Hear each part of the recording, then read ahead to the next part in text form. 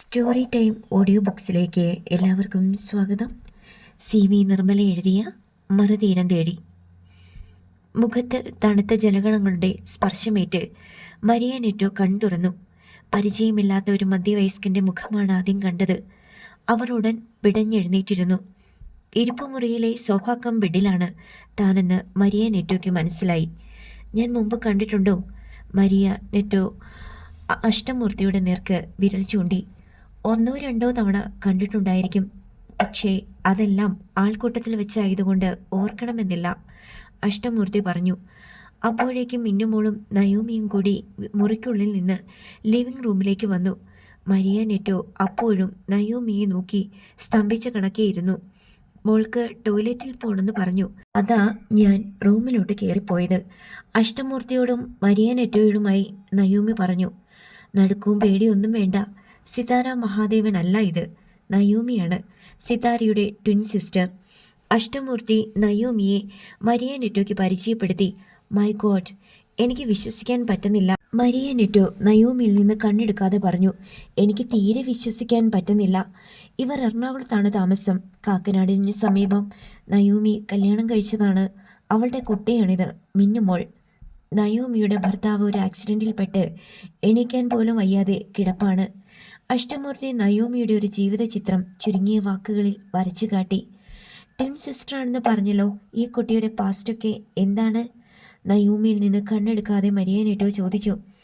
അതെല്ലാം വലിയ കഥയാണ്, മഹാദേവൻ നമ്പ്യാർ പറഞ്ഞിട്ടില്ലേ? ഇല്ല, എന്നോട് അദ്ദേഹം ഇങ്ങനെ ഒരു ഇരട്ടക്കുട്ടി ഉണ്ടെന്ന് പോലും പറഞ്ഞിട്ടില്ലല്ലോ. എന്തുകൊണ്ട് മറച്ചു വെച്ചു? അതെനിക്ക് മനസ്സിലാകുന്നില്ല, മരിയ നെറ്റോ ചോദിച്ചു. മറച്ചു വെച്ചതിന് കാരണം ഉണ്ടാകുമായിരിക്കും. ഈ മകളെപ്പറ്റി ഒരിക്കലും അദ്ദേഹം അന്വേഷിച്ചിട്ടില്ല, എവിടെയുണ്ടെന്ന് പോലും അദ്ദേഹത്തിന് അറിയില്ലായിരുന്നെന്ന് തോന്നുന്നു. നയോമിയും കൊണ്ട് അവളുടെ ബന്ധുക്കൾ വളരെ വർഷങ്ങൾക്ക് മുമ്പേ മഹാദേവൻ പ്ലാന്റേഷൻ്റെ ഫാം ഹൗസിൽ നിന്ന് ഒളിച്ചോടി പോവുകയായിരുന്നു. അന്ന് തന്നെ മനസ്സുകൊണ്ട് അവരുമായുള്ള ബന്ധം അദ്ദേഹം മുറിച്ചു കളഞ്ഞിരുന്നിരിക്കാം. അഷ്ടമൂർത്തി തൻ്റെ ഊഹം അവതരിപ്പിച്ചു. ഈ കുട്ടി എന്തു ചെയ്യുന്നു? ഇവൾ ഫിലിം സ്റ്റാർ ആണ്, സിനിമയിലും സീരിയലിലും അഭിനയിക്കുന്ന ആക്ട്രസ്. ഞാൻ കണ്ടിട്ടില്ലല്ലോ, സിനിമ ഇതുവരെ റിലീസായിട്ടില്ല. ഇവൾ അഭിനയിച്ച സീരിയലും ടെലികാസ്റ്റ് ചെയ്തു തുടങ്ങിയില്ല. മുമ്പ് ചില ടെലിഫിലിംസിലും സീരിയൽസിലും വന്നിട്ടുണ്ട്, നയോമി ഇടയ്ക്ക് കയറി പറഞ്ഞു. എത്ര വർഷമായി അഭിനയം തുടങ്ങിയിട്ട്? 5 വർഷം കഴിഞ്ഞു, അതും അഷ്ടമൂർത്തിയാണ് പറഞ്ഞത്. അപ്പോൾ ഞാൻ കാണുകയും അറിയുകയും ചെയ്യേണ്ടതാണല്ലോ. മരിയ നെറ്റോ അപ്പോൾ മലേഷ്യയിലായിരുന്നു, സിതാരയോടൊപ്പം പോയിരുന്നില്ലേ? പിന്നീട് മഹാദേവൻ നമ്പ്യാരുടെ മരണം വരെ അവിടെ ആയിരുന്നല്ലോ. അതെ അതെ, ശരിയാണ്. മരിയ നെറ്റോയ്ക്ക് ഓർമ്മ വന്നു. ഈ കുട്ടി എന്താ സംസാരിക്കാത്തത്? അവൾക്കൊരു ട്രാജഡി ഉണ്ടായി, കുറച്ച് മാസങ്ങളേ ആയിട്ടുള്ളൂ. ചില ആളുകൾ ചേർന്ന് അവളെ തട്ടിക്കൊണ്ടുപോയി. പോലീസ് ഒരുപാട് അന്വേഷിച്ചു, പത്രങ്ങളിലെല്ലാം വാർത്തയും ഫോട്ടോയും വന്നിട്ടുണ്ടായിരുന്നു. ഒടുവിൽ 2 ആഴ്ചയ്ക്ക് ശേഷം അപ്രതീക്ഷിതമായി അവൾ തിരിച്ചെത്തി. പക്ഷേ അവളുടെ ഓർമ്മ നശിച്ചുപോയി. തട്ടിക്കൊണ്ടുപോയതും ഓർമ്മയില്ല, അതിനുശേഷമുള്ള കാര്യങ്ങളും അതിനു മുമ്പുള്ള ജീവിതവും ഒന്നും ഓർമ്മയില്ല. ഓ, അങ്ങനെ സംഭവിച്ചോ? മരിയ നെറ്റോ നയോമിയെ തന്നെ നോക്കിയിരുന്നു. അവളുടെ തലയ്ക്കെന്തോ കടുത്ത ആഘാതം ഏറ്റിട്ടുണ്ട്, അല്ലെങ്കിൽ ഇങ്ങനെ വലിയൊരു മറവി വരില്ല. പക്ഷേ ഹെഡ് ഇഞ്ചറി ഒന്നുമില്ലതാനും. ഞാനിതേപ്പറ്റി ഇൻ്റർനെറ്റിൽ ഒരു സെർച്ച് നടത്തിയപ്പോൾ കിട്ടിയ റിസൾട്ട്, കടുത്ത ഇലക്ട്രിക് ഷോക്ക് തലച്ചോറിനേറ്റാൽ ഇങ്ങനെ മറവി ഉണ്ടാകാൻ സാധ്യതയുണ്ടെന്നാണ്. അങ്ങനെ തലയ്ക്ക് മാത്രമായിട്ട് ഇലക്ട്രിക് ഷോക്ക് ഏൽക്കുന്നത് എങ്ങനെയാ? മരിയ നെറ്റോ ആശ്ചര്യപ്പെട്ടു. ഓർമ്മ നശിപ്പിക്കാൻ വേണ്ടി മനഃപൂർവ്വം ആരെങ്കിലും ചെയ്തതായിരിക്കാം, അല്ലെങ്കിൽ ഭ്രാന്തിയാക്കാൻ വേണ്ടി ഷോക്ക് കൊടുത്തതായിരിക്കാം. മെൻ്റൽ ഹോസ്പിറ്റലുകളിൽ കടുത്ത മനോരോഗികൾക്ക് ഷോക്ക് കൊടുക്കാറുണ്ടല്ലോ. അത് പലതവണ കൂടിയ വോൾട്ടേജിൽ കൊടുത്താൽ ഓർമ്മ നഷ്ടപ്പെടാൻ സാധ്യതയുണ്ടത്രേ, അഷ്ടമൂർത്തി വിശദീകരിച്ചു. ഇവൾ കാറിൽ നിന്ന് ഇറങ്ങി വരുന്നത് കണ്ടപ്പോൾ ഞാൻ നടുങ്ങിപ്പോയി. അത് പേടി കൊണ്ടല്ല, ഇല്ലെന്ന് നമ്മൾ വിചാരിച്ച് വെച്ചിരുന്ന ഒരാൾ, നമ്മൾ ഒരുപാട് സ്നേഹിച്ച ഒരാൾ, നമുക്ക് വലിയ ദുഃഖം തന്നിട്ട് ഭൂമിയിൽ നിന്ന് പോയ ഒരാൾ പെട്ടെന്ന് മുമ്പിൽ വന്ന് നിന്നാൽ ഉണ്ടാകുന്ന ഒരു എന്താ അതിന് പറയുക? അത് പറഞ്ഞു ഫലിപ്പിക്കാൻ പറ്റില്ല. ഇവൾ സിതാരയാണെന്ന് വിചാരിച്ചോ? അങ്ങനെയല്ലേ വിചാരിക്കാൻ പറ്റൂ, വേറെ കഥയൊന്നും അറിയില്ലല്ലോ. മരിയ നെറ്റോ നയോമിയുടെ അടുത്ത് വന്നു. അവളുടെ മുഖത്തും മുടിയിലും തൊട്ടും പിടിച്ചു നോക്കി. അവളെ സ്പർശിച്ചപ്പോഴെല്ലാം അവരുടെ വിരലുകൾ വിറപൂണ്ടു. വിശ്വസിക്കാൻ കഴിയാതെ അവർ നിഷേധരൂപേണ തലയാട്ടി. എങ്ങനെ വിശ്വസിക്കും? ഇതെൻ്റെ സിതാരയല്ലെന്ന്? ഒരു മാറ്റവും കാണുന്നില്ലല്ലോ. ഇവളെ കണ്ടപ്പോൾ ഞാൻ ഒരു നിമിഷത്തേക്ക് എന്തെല്ലാം ഓർത്തുപോയി. ഞാൻ വേറൊരു സംഗതി കാണിക്കാം. അഷ്ടമൂർത്തി പുറത്തേക്ക് ഇറങ്ങിപ്പോയി. കാറിനുള്ളിൽ നിന്ന് ഒരു ഫയൽ എടുത്തുകൊണ്ട് വന്നു. അത് തുറന്ന് അയാൾ മരിയാനെറ്റോയെ കാണിച്ചു. ഇത് കണ്ടോ? നയോമിയും സിതാരയും ഒന്നിച്ചുള്ള ഫോട്ടോകളാണ്. പണ്ട് ഇവർ തീരെ കുഞ്ഞുങ്ങളായിരുന്നപ്പോൾ എടുത്തത്. ഇവർ തമ്മിലുള്ള സാമ്യം കണ്ടോ? എങ്ങനെ തിരിച്ചറിയും?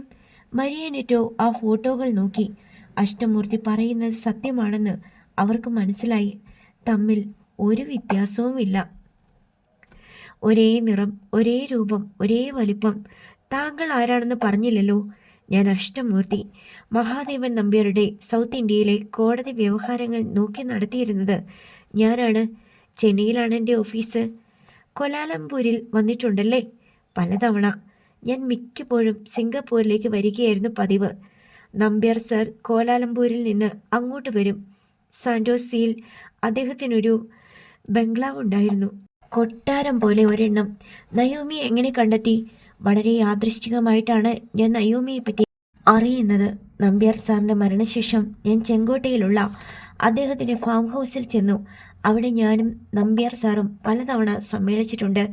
അദ്ദേഹത്തിൻ്റെ സ്ഥാവര ജംഗമങ്ങളെല്ലാം എടുത്ത് പരിശോധിച്ചു. അവിടെയുള്ള വിലപിടിച്ച സാധനങ്ങളുടെയും ആകെ വസ്തുക്കളുടെയും ഒരു ലിസ്റ്റ് തയ്യാറാക്കി വെച്ചു.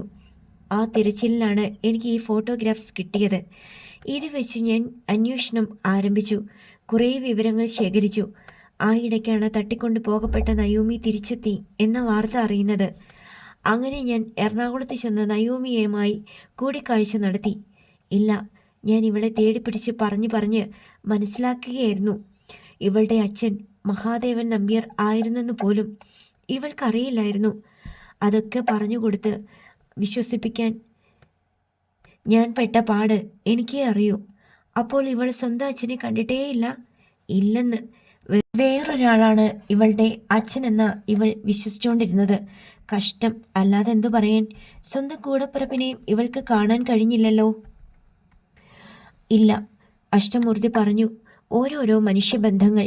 ഇനി ഒരിക്കലും ഇവൾക്ക് സ്വന്തം അച്ഛനെയും സഹോദരിയെയും കാണാൻ പറ്റില്ലല്ലോ. മക്കളെവിടെ? അഷ്ടമൂർത്തി ചോദിച്ചു. മാഗി കൊച്ചിയിലുണ്ട്, അവളുടെ ഭർത്താവിൻ്റെ കൂടെ. ഇപ്പോൾ ജോലിക്ക് പോകുന്നില്ല, പൂർണ്ണ ഗർഭിണിയാണ്.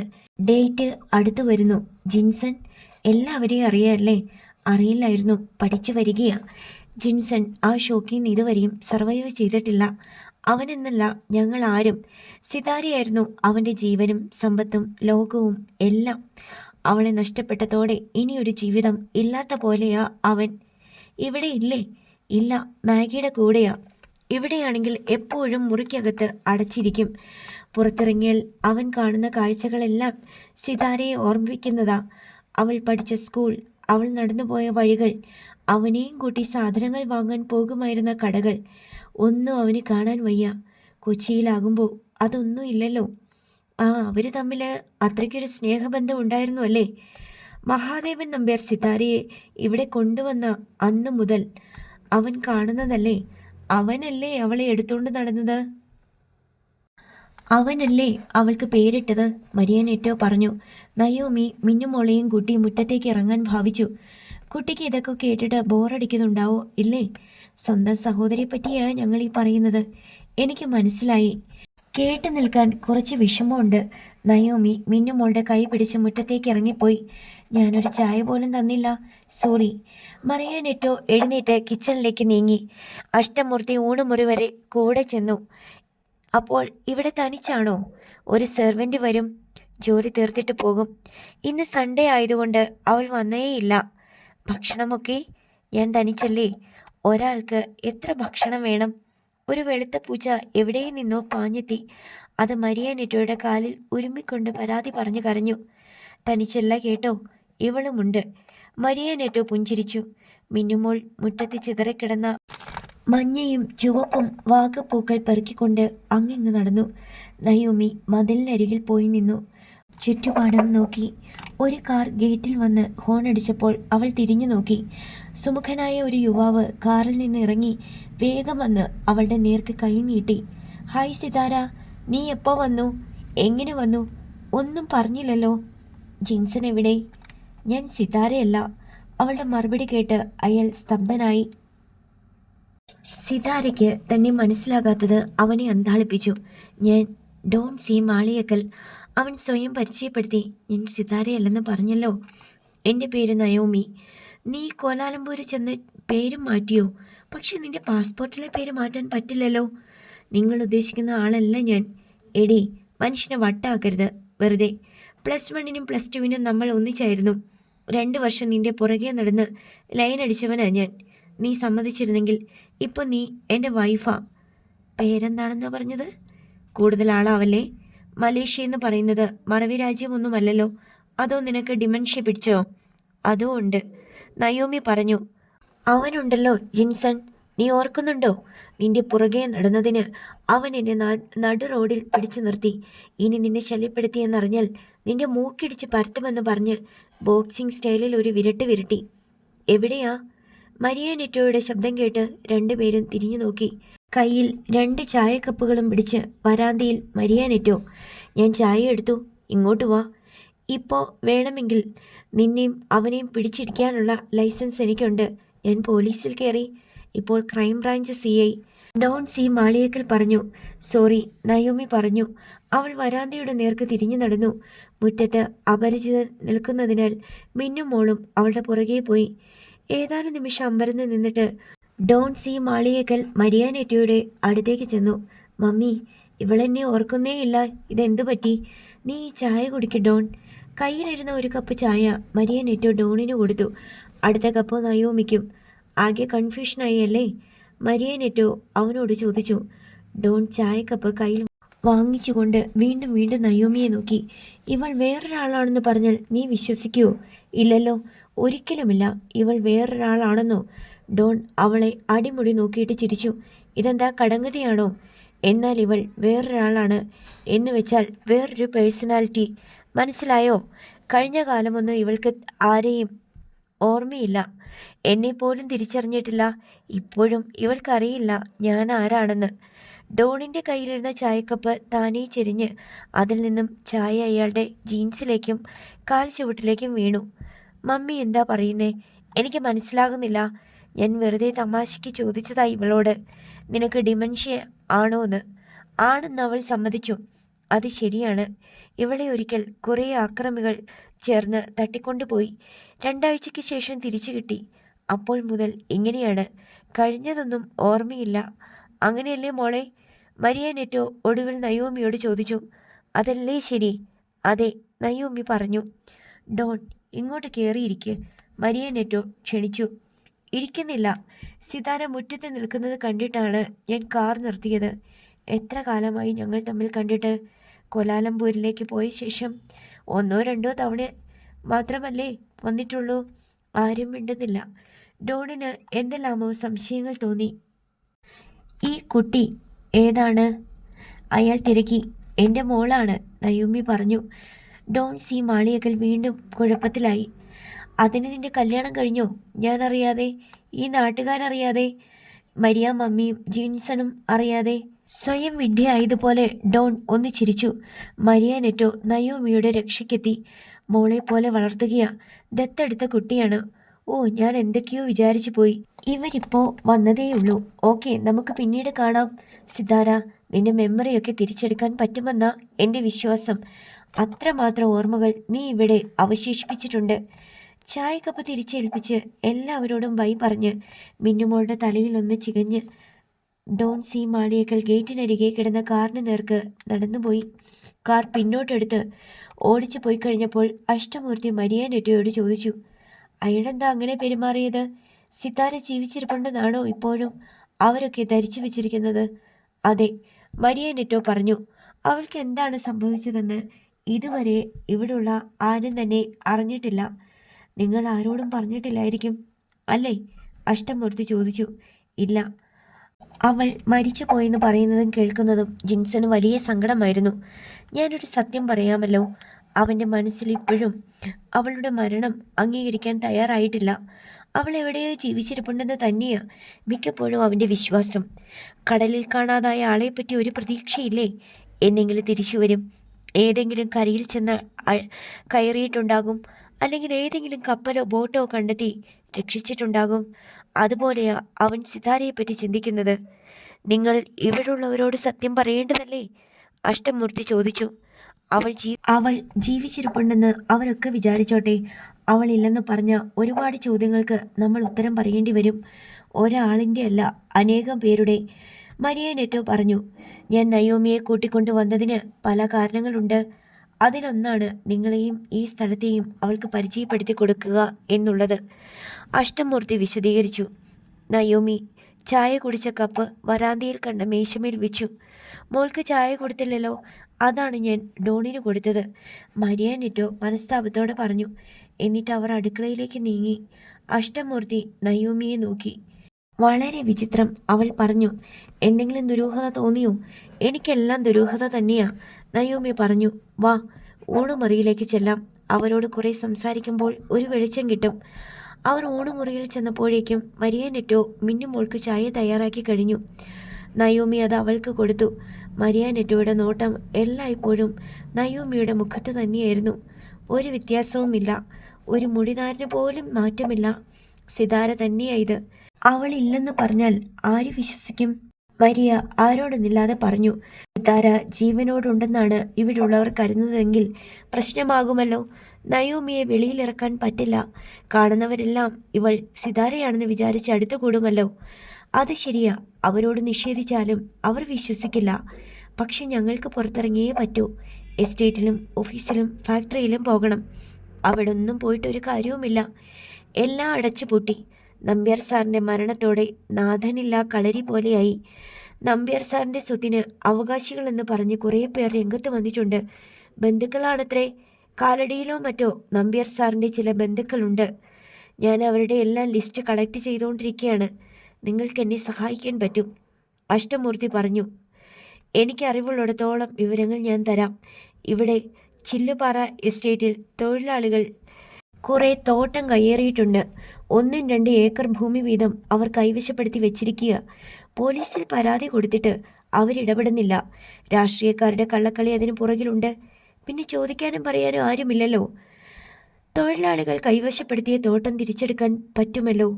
പോലീസിൻ്റെയും രാഷ്ട്രീയക്കാരുടെയും പിന്തുണ വേണം. അതിന് പണം കുറേ വേണ്ടി വരും. തോട്ടം കയ്യേറിയത് അന്യായമായിട്ടാ.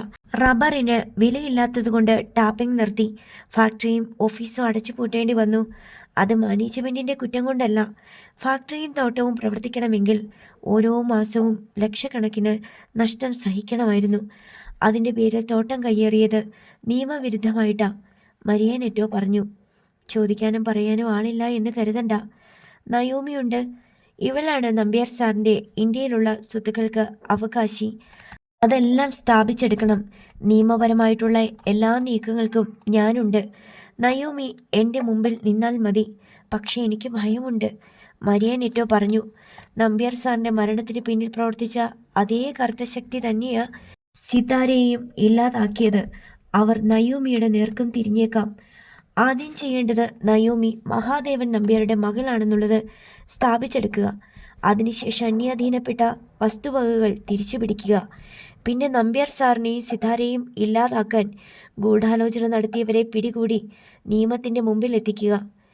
എൻ്റെ എല്ലാ സഹായവും അഷ്ടമൂർത്തിക്ക് പ്രതീക്ഷിക്കാം. ജോലിയില്ലാതെ ശമ്പളമില്ലാതെ ജീവിക്കുകയാണ് ഞാനിവിടെ. ഈ താമസ സൗകര്യം മാത്രമേ ഉള്ളൂ. ഇതൊഴിഞ്ഞു കൊടുത്തിട്ട് കൊച്ചിക്ക് തിരിച്ചു പോകാനും ഞാൻ തയ്യാറാ. തൽക്കാലം അത് ആലോചിക്കണ്ട. ഞങ്ങളിവിടെ 2 ദിവസം ഉണ്ടാകും.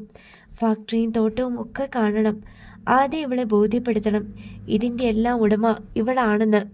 പക്ഷേ അങ്ങനെ നമ്മൾ മുന്നിട്ടിറങ്ങുമ്പോൾ ഇവൾക്കും സിതാരയ്ക്കും ഉണ്ടായ അതേ ഭീഷണി തന്നെ ഉണ്ടാവില്ലേ?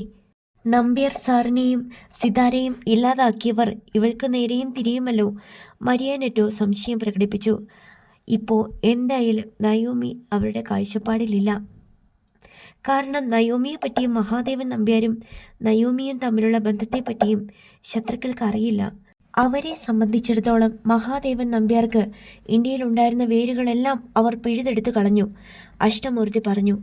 ആരാണ് ഈ ശത്രുക്കളെന്ന് അഷ്ടമൂർത്തിക്ക് മനസ്സിലായിട്ടുണ്ടോ? മരിയ നെറ്റോ അയാളുടെ മുഖത്തേക്ക് ദൃഷ്ടിയൂന്നി. ഒരാൾ കേരളത്തിലെ ഒരു രാഷ്ട്രീയ നേതാവാണ്. എല്ലാവർക്കും അറിയാം. KPSCയുടെ ഒരേയൊരു നേതാവ് കൈലാസ് നാഥ്. ഒരു കാലത്ത് അയാളുടെ പിൻബലം മഹാദേവൻ നമ്പ്യാരായിരുന്നു. പാർട്ടി പ്രവർത്തനത്തിനും തെരഞ്ഞെടുപ്പിൽ മത്സരിക്കാനും മന്ത്രിയാകാനും എല്ലാം പണം വാരിക്കോരി കൊടുത്തത് നമ്പ്യാർ സാറായിരുന്നു. അയാൾ എങ്ങനെ ശത്രുവായി? മരിയാനെറ്റോ ആശ്ചര്യപ്പെട്ടു. ഡൽഹിയിൽ നമ്പ്യാർ സാറിന് ഒരു വില്ലമുണ്ടായിരുന്നത് അറിയാമല്ലോ. അറിയാം. മൾബറി ഹൗസ് എന്നോ മറ്റോ ആയിരുന്നില്ലേ അതിൻ്റെ പേര്? അതെ, ഞാൻ മുമ്പ് പറഞ്ഞ കൈലാസ് നാഥിൻ്റെ ഡൽഹിയിലെ രാഷ്ട്രീയ താവളം മൾബറി ഹൗസ് ആയിരുന്നു. ശരിക്കു പറഞ്ഞാൽ അയാളാണ് അത് കൈവശം വെച്ച് ഉപയോഗിച്ചുകൊണ്ടിരുന്നത്. അതൊരു ചെറിയ വീടല്ല, ബംഗ്ലാവ് എന്ന് തന്നെ പറയണം. 13,500 സ്ക്വയർ ഫീറ്റാണ് ആ 3 നില കെട്ടിടത്തിൻ്റെ വിസ്തീർണം. എന്നു പറയുമ്പോൾ മനസ്സിലാക്കാവുന്നതേ ഉള്ളൂ. അഷ്ടമൂർത്തി വിശദീകരിച്ചു. അതിപ്പോഴും ഉണ്ടല്ലോ അല്ലേ? ഇടയ്ക്ക് നമ്പ്യാർ സാർ അത് വിൽക്കാൻ പോകുന്നെന്ന് കേട്ടിരുന്നു. ശരിയാണ്. നമ്പ്യാർ സാറിന് മലേഷ്യയിൽ ഒരു ബിസിനസ് ക്രൈസിസ് വന്നപ്പോൾ പിടിച്ചു നിൽക്കാൻ വേണ്ടി മൾബറി ഹൗസ് വിൽക്കാൻ തീരുമാനിച്ചു. അത് കൈലാസ് നാഥിന് ഇഷ്ടപ്പെട്ടില്ല. അയാളുടെ രാഷ്ട്രീയ ചൂതാട്ട കേന്ദ്രമായിരുന്നല്ലോ മൾബറി ഹൗസ്. നമ്പ്യാർ സാർ വല്ലപ്പോഴും വന്നു പോകുന്ന ഒരതിഥി മാത്രം. ഫ്ലൈറ്റിൽ വന്നിറങ്ങുന്നു. മൾബറി ഹൗസിൽ നമ്പ്യാർ സാറിന് മാത്രമുള്ള സ്യൂട്ടിൽ ചെന്ന് വിശ്രമിക്കുന്നു. ഒരു മീറ്റിങ്ങോ ഡിസ്കഷനോ കഴിഞ്ഞ് അടുത്ത ദിവസം ഫ്ലൈറ്റിൽ അടുത്ത സ്ഥലത്തേക്ക് പറക്കുന്നു. ഇത്രയേ ഉണ്ടായിരുന്നുള്ളൂ മൾബറി ഹൗസും മഹാദേവൻ നമ്പ്യാരുമായിട്ടുള്ള ബന്ധം. പിന്നെ ഉടമസ്ഥാവകാശവും അഷ്ടമൂർത്തി വിവരിച്ചു. നയവും ഇതൊന്നും കേൾക്കാൻ താല്പര്യമില്ലാതെ മരിയാനെറ്റയുടെ വീട്ടിലെ ചുമരുകളിൽ ഫ്രെയിം ചെയ്തു വെച്ചിരിക്കുന്ന ഫോട്ടോകൾ നോക്കിക്കൊണ്ട് നടന്നു. അവയെല്ലാം പഴയകാല ചിത്രങ്ങളായിരുന്നു. മൾബറി ഹൗസ് വിൽക്കാൻ വേണ്ടിയാ ഒടുവിൽ മഹാദേവൻ നമ്പ്യാർ ഡൽഹിയിൽ വന്നത്. അതിൻ്റെ കച്ചവടം വില പറഞ്ഞ് ഉറപ്പിച്ചു വെച്ചിരുന്നതാ. 472 കോടി രൂപയായിരുന്നു വിൽപ്പന വില. ആ കച്ചവടത്തിനെത്തിയ മഹാദേവൻ നമ്പ്യാർ ഒരു ദുരൂഹ സാഹചര്യത്തിൽ അറസ്റ്റ് ചെയ്യപ്പെട്ടു. ജയിലിൽ വെച്ച് മരണവും സംഭവിച്ചു. അറസ്റ്റ് ചെയ്യണമെങ്കിൽ എന്തെങ്കിലും കുറ്റകൃത്യം ചെയ്തിരിക്കണ്ടേ? മലേഷ്യയിൽ ബിസിനസ് തട്ടിപ്പ് നടത്തി മുങ്ങിയ ആൾ ഒരു മലേഷ്യൻ പൗരനെ കൊണ്ട് മലേഷ്യൻ പോലീസിൽ കംപ്ലൈൻറ്റ് കൊടുപ്പിക്കുന്നു. കോടിക്കണക്കിന് രൂപ അയാളെ പറ്റിച്ചെടുത്തു എന്നാണ് പരാതി. എന്നിട്ട് മലേഷ്യൻ പോലീസിൽ സ്വാധീനമുള്ളവരെ ഉപയോഗിച്ച് ഡൽഹി പോലീസിന് മെസ്സേജ് അയക്കുന്നു. കോടിക്കണക്കിന് രൂപയുടെ തട്ടിപ്പ് നടത്തിയ ഒരാൾ ഡൽഹിയിലേക്ക് കടന്നിട്ടുണ്ട്. ഫ്ലൈറ്റിൽ പുറപ്പെട്ട സമയം, ഇന്ദിരാഗാന്ധി ഇൻ്റർനാഷണൽ എയർപോർട്ടിൽ ഫ്ലൈറ്റ് എത്തുന്ന സമയം, ടെർമിനൽ 2-വിൽ നിന്ന് മഹാദേവൻ നമ്പ്യാർ പുറത്തേക്ക് വരുന്ന സമയം, എൻട്രൻസ് ഗേറ്റിൽ വെച്ച് നമ്പ്യാർ സാറിനെ അറസ്റ്റ് ചെയ്യേണ്ട സമയം, എല്ലാം പ്രീ പ്ലാൻഡ് ആയിരുന്നു. കൈലാസ് നാഥും അയാളുടെ രാഷ്ട്രീയ പിമ്പുകളും കൂടിയാണ് എല്ലാ ചരടുവലിയും നടത്തിയത്. My God! മരിയാനെറ്റോ നെഞ്ചിൽ കൈവച്ചു. ഇന്ത്യയിൽ യാതൊരു കുറ്റകൃത്യവും മഹാദേവൻ നമ്പ്യാർ ചെയ്തിട്ടില്ലെന്ന് ഓർക്കണം. ഒരു ഇന്ത്യൻ പൗരൻ പോലും നമ്പ്യാർ സാറിനെതിരെ പോലീസിൽ പരാതിപ്പെട്ടിട്ടില്ല. മലേഷ്യൻ പോലീസിന് കിട്ടിയ കംപ്ലൈൻറ്റും ഫേക്കായിരുന്നുവെന്ന് പിന്നീട് തെളിഞ്ഞു. മലേഷ്യൻ പോലീസ് ഡൽഹി പോലീസിന് കൈമാറിയ മെസ്സേജ് പോലും ഫേക്ക് മെസ്സേജുകളായിരുന്നത്രേ. ജയിലിൽ എന്താ സംഭവിച്ചത്? മരിയാനെറ്റോ ചോദിച്ചു. ലോക്കൽ കുറ്റവാളികളുടെ സെല്ലിൽ അടപ്പിച്ച് തടവുപുള്ളികളെ കൊണ്ട് ക്രൂരമായി മർദ്ദിപ്പിച്ചു. എന്നിട്ട് വേറെ സെല്ലിലേക്ക് മാറ്റി. ക്രോണിക് ഡയബറ്റിക് ആയിരുന്നു മഹാദേവൻ നമ്പ്യാർ സാർ. ഹൈ BP-യും. ദുഷ്ടന്മാർ ജയിലിൽ നമ്പ്യാർ സാറിന് മരുന്ന് കൊടുത്തില്ല. മെഡിസിൻ കൃത്യസമയത്ത് കഴിച്ചില്ലെങ്കിൽ തൻ്റെ രോഗനില വഷളാകുമെന്ന് നമ്പ്യാർ സാർ കെഞ്ചി പറഞ്ഞിട്ടും ജയിൽ വാർഡൻ മരുന്ന് നിഷേധിച്ചു. ലക്ഷക്കണക്കിന് രൂപ ഓഫർ ചെയ്തിട്ട് പോലും മരുന്ന് കൊടുത്തില്ല. നിസ്സാരമായിട്ട് ഒരു ലോക്കൽ മെഡിക്കൽ ഷോപ്പിൽ നിന്ന് വാങ്ങാവുന്നതേ ഉള്ളൂ ഇൻസുലിൻ ഇഞ്ചക്ഷനുള്ള മരുന്നും സിറിഞ്ചും. കോടീശ്വരനാണെന്ന് പറഞ്ഞിട്ട് വല്ല കാര്യവും ഉണ്ടോ? ജയിലിലായി പോയില്ലേ? മരുന്ന് കിട്ടുന്നില്ല. 3 ദിവസം കിടന്നു. അപ്പോഴേക്കും രോഗനില വഷളായി. രാത്രി കാർഡിയാക് അറസ്റ്റുണ്ടായി. ഹോസ്പിറ്റലിൽ എത്തിക്കുമ്പോഴേക്കും മരിച്ചു. My God! മരിയാനെറ്റോ നെഞ്ചിൽ കൈയമർത്തി വേദനയോടെ വീണ്ടും മന്ത്രിച്ചു. ഇതൊക്കെ ഇങ്ങനെ തന്നെ സംഭവിക്കുമെന്നും വളരെ വ്യക്തമായിട്ട് ബോധ്യമുള്ള ആളായിരുന്നു കൈലാസ് നാഥ്. ഈ ഗൂഢാലോചനയൊന്നും പോലീസിന് കണ്ടുപിടിക്കാൻ കഴിഞ്ഞില്ലേ? കുറേ ബഹളവും ആരോപണങ്ങളും അന്വേഷണ പ്രഹസനങ്ങളും ഒക്കെ ഉണ്ടായി. ഒടുവിൽ എല്ലാം തേഞ്ഞു മാഞ്ഞു പോയി. കൈലാസ് നാഥ് ഡൽഹിയിൽ നമ്പ്യാർ സാറിൻ്റെ മൾബറി ഹൗസിൽ താമസിച്ചുകൊണ്ട് തന്നെ എല്ലാ അണിയറ നീക്കങ്ങളും നടത്തി. നമ്പ്യാർ സാറിൻ്റെ മരണത്തോടെ അയാൾക്ക് ലോട്ടറി അടിച്ചില്ലേ? മൾബറി ഹൗസ് അയാളുടെ കസ്റ്റഡിയിലായി. അഷ്ടമൂർത്തി പറഞ്ഞു നിർത്തി. പക്ഷേ നമ്പ്യാർ സാറിൻ്റെ ഭാര്യയും മക്കളും ഉണ്ടല്ലോ. അവർ ജീവിച്ചിരിക്കുമ്പോൾ നമ്പ്യാർ സാറിൻ്റെ സ്വത്തിന് അവർക്കല്ലേ അവകാശം? മലേഷ്യയിലല്ലേ ഭാര്യയും മക്കളും? അവർക്ക് ഇന്ത്യൻ പൗരത്വമില്ല. സിതാരയ്ക്ക് ഇന്ത്യൻ പൗരത്വം ഉണ്ടായിരുന്നല്ലോ. മരിയ നെറ്റോ പറഞ്ഞു. അതുകൊണ്ടല്ലേ സിതാരയെ വകവരുത്തിയത്? അതും കൈലാസ്നാഥ് തന്നെയാണോ? അതിന് പിന്നിൽ കൈലാസ്നാഥ് മാത്രമായിരിക്കില്ല, വേറെ ചിലർ കൂടിയുണ്ട്. അതാരൊക്കെ? മരിയ നെറ്റോയ്ക്ക് ഉദ്യോഗമായി പറയാം. അഷ്ടമൂർത്തി നയോമിയെ വിളിച്ചു. നയോമി, നീ എന്താ ഇങ്ങനെ മാറി നടക്കുന്നത്? നീയും കൂടി അറിഞ്ഞിരിക്കേണ്ട കാര്യങ്ങളല്ലേ ഞാൻ പറയുന്നത്. നയോമി മനസ്സില്ലാ മനസ്സോടെ വരാന്തയിൽ നിന്ന് ഇരിപ്പുമുറിയിലേക്ക് വന്നു. അടുത്ത ഭാഗം നാളെ.